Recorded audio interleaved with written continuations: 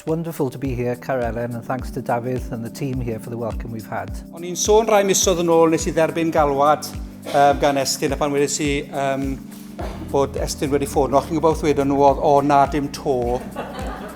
So the sector summaries that we've released today are intended to be a timely way for providers to learn about the messages that we've seen during the year as part of our inspections. Dyn ni wedi bod yn ceisio wneud yn gwaith ni yn agosach I anghenion y sector.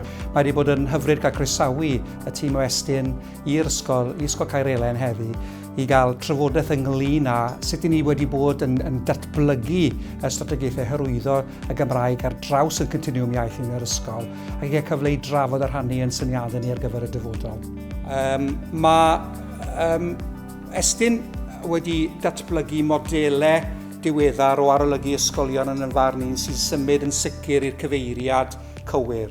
Felly, yn ogystal â beth sy'n mynd yn dda, da ni'n rhestru beth sydd angen gwella, da ni'n paratoi crynodeb o'n argymhellion yn ystod y flwyddyn, a hefyd yn rhoi cyfres o gwestiynau adlewyrchol myfyriol fydd yna I helpu darparwyr wella'u gwaith.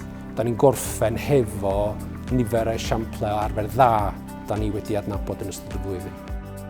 Hoffwn ddiolch yn fawr iawn I staff a disgyblion yr ysgol.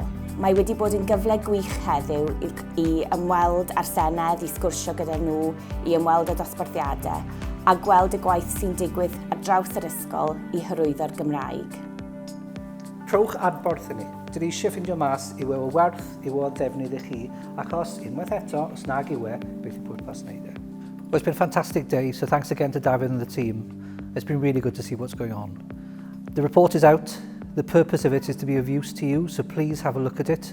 Remember that the full report will be out in January, but this is a short, pithy document online on our website that you can look at and work out exactly what's going well and what we need to look at to improve our education.